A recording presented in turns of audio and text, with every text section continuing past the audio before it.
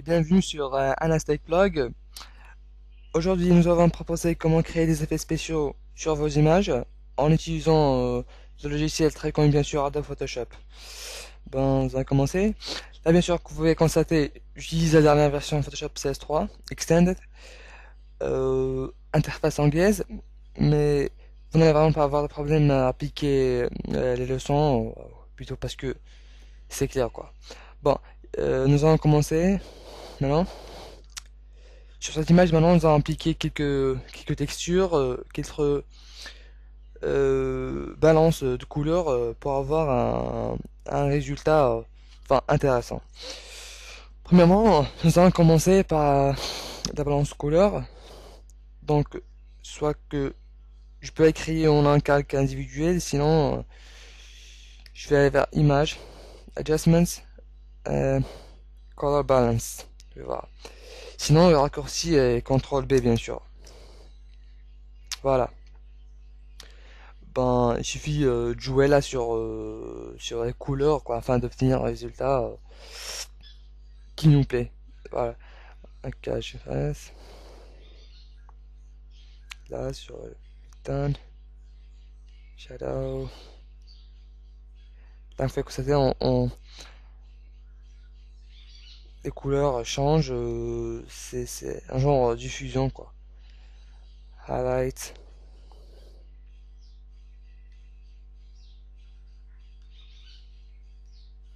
Ouais, je casse ça. Ouais, maintenant, voilà, c'est bon. Je viens de finir la première étape. Maintenant, la deuxième serait d'appliquer quelques textures. J'en ai déjà là sur le bureau. Texture 1, voilà. Je vais prendre ouvrir la première. En utilisant mon Move Tool, qu'on fait constater la sélectionner, je vais cliquer et glisser l'image sur ma photo là. Automatiquement ajouter sur un nouveau calque. Voilà. Bon, je vais la transformer, Free Transform.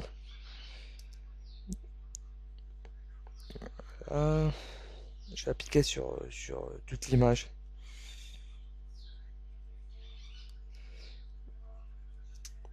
Ici, je vais faire une petite étape. Là, la taille de l'image sur laquelle je bosse maintenant, elle est très grande, donc je vais la minimiser un petit peu. Quand on est pas là, on est qu'à 25% de la taille réelle. Pour faire ça, je vais sur Image Size. En fait, là, j'ai envie d'obtenir la même size qui est maintenant, qui n'est pas réelle, mais pour la vague, vraiment, je vais faire percent. Comme ça, ce serait vraiment facile, vous allez constater. Je vais faire 25%. Donc, quelque chose du genre, voilà. J'y suis maintenant, vous pouvez faire ça là. Je clique OK. Maintenant, c'est considéré l'image serait beaucoup plus petite. Normal, parce qu'il est maintenant à 25%, mais pas à sa taille réelle. Maintenant, CTRL plus pour l'agrandir en utilisant mon Zoom Tool. Je vais agrandir l'image en 100%. Là, voilà. Je vais resélectionner mon Move Tool. Sélectionner les textures. CTRL T pour la transformer. Encore. Là, je vais la supprimer et utiliser une note parce que là, Cécile a déjà perdu sa qualité, quoi. Donc voilà, je refais l'opération. Je place ma texture, je la transforme. Pour ne pas perdre la détail réel des textures, je clique sur Shift en faisant transformation. Voilà. Donc je vais tourner un petit peu. Voilà.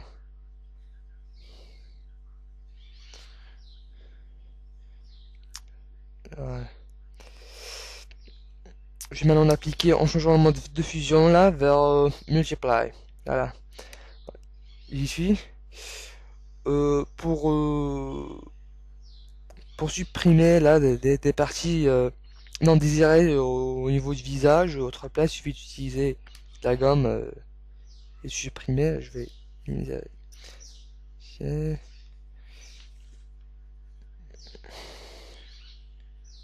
voilà. C'est là au niveau du visage. Encore, je vais utiliser notre texture pour ajouter un petit peu de lumière, un peu de lightning. Donc, je mets texture. Pendant. Ah là, voilà, c'est texture 2. Enfin, j'ai me fichier là-dessus. Donc, en utilisant encore mon move tool qu'on ne fait pas là d'avoir sélectionné, je clique, je glisse vers ma photo. Là, automatiquement, la texture est ajoutée dans un calque particulier dans mon projet. Je transforme aussi en cliquant sur Shift pour ne pas perdre la qualité ou plutôt la taille réelle. Voilà, j'y suis. Je fais la tourner un petit peu. Hop, on va essayer de l'ajuster hein, sur la taille de l'image.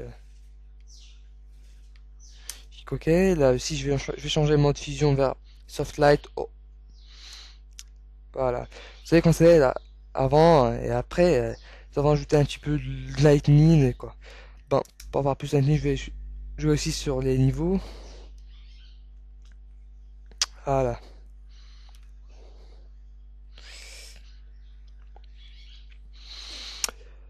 Voilà le résultat final. J'espère que vous avez aimé le tutoriel.